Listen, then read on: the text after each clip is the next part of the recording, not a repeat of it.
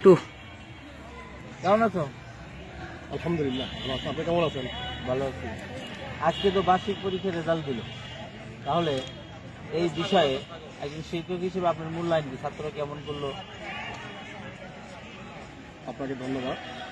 আসলে বিগত 2 বছর আমাদের এই পরীক্ষা পদ্ধতি ছিল না, তবে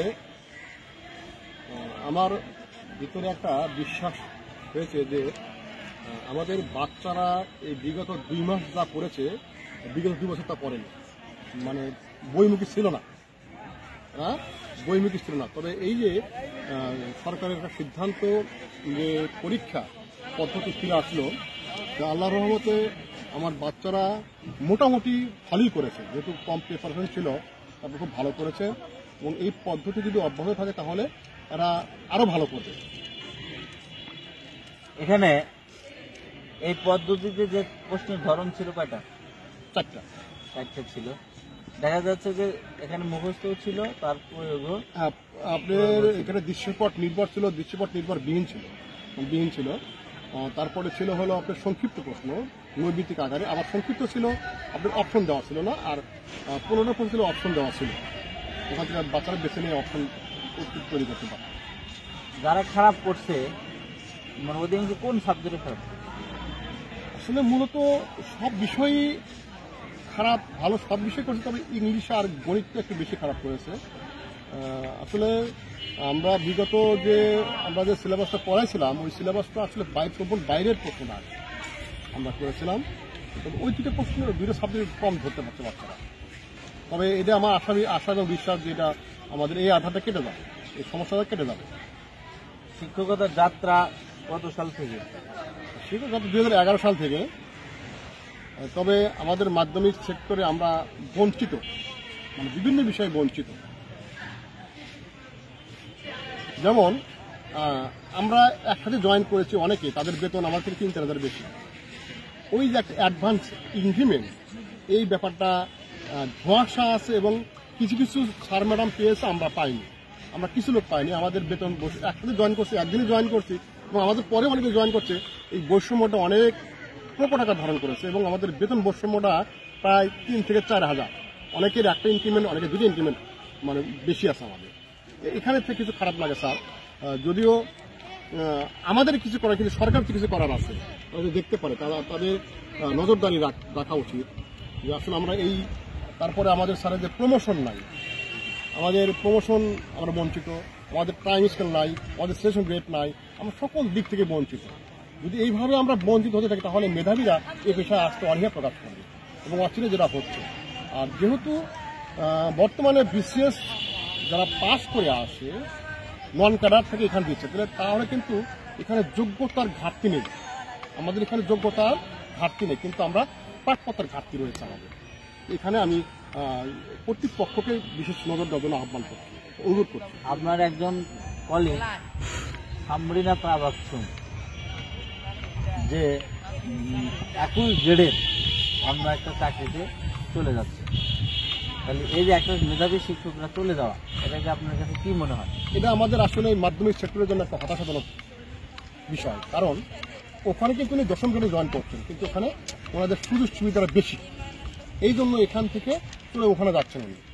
যদি এখানে ওই সমপর্যায়ের আমাদের মানে পাওনা পেতাম আমরা বা সুবিধা পেতাম, তাহলে কিন্তু উনি নিশ্চয় যেত না। কারণ শিক্ষকতা পেশা একটা মহান পেশা, এই পেশায় আমরা অনেক কারিগর তৈরি করেছি। দেশ যারা চালাচ্ছে তারা তো আমাদের ছাত্র, আমাদেরই মানে আমরাই তাদের তৈরি করেছি, কিন্তু আমাদের প্রাপ্যতা আমরা পাচ্ছি না। তাহলে এক্ষেত্রে আপনি সরকারের কাছে কি পরামর্শ দিবেন? যে সরকারকে পরামর্শ দেওয়ার মতো তো আসলে আমাদের ওই যোগ্যতা বা মেধা নেই, তবে সরকারের কাছে আমি অনুরোধ করব যে আমাদের এই মাধ্যমিক সেক্টরকে যদি দেশকে এগিয়ে নিতে হয়, তাহলে আমাদের এই শিক্ষা ক্ষেত্রকে এগিয়ে নিতে হবে। শিক্ষকদের জন্য আলাদা বেতন কাঠামো তৈরি করতে হবে, শিক্ষকদের ন্যায্য পাওনা, টাইম স্কেল, অ্যাডভান্স ইনক্রিমেন্ট এবং সেশন গ্রেড যাদের পাওনা রয়েছে তাদেরকে দিতে হবে। এবং একজন শিক্ষক যদি তার মানসিকভাবে প্রশান্তি বহন করে, তাহলে সে শিক্ষার্থীদের ভালো কিছু উপহার দিতে পারবে, এবং ভালো কিছু দেওয়া মানেই দেশকে আর উন্নত জায়গায় নিয়ে যাওয়া। আমি মনে করি সরকারের কাছে আমার বিশেষ অনুরোধ, সরকার যেন এই বিষয়ে বিশেষ নজরদারি বা খেয়াল রাখে, যাতে আমাদের প্রাপ্যতা আমরা বুঝিয়ে পাই। এই আমার সরকারের কাছে সুপারিশ থাকবে।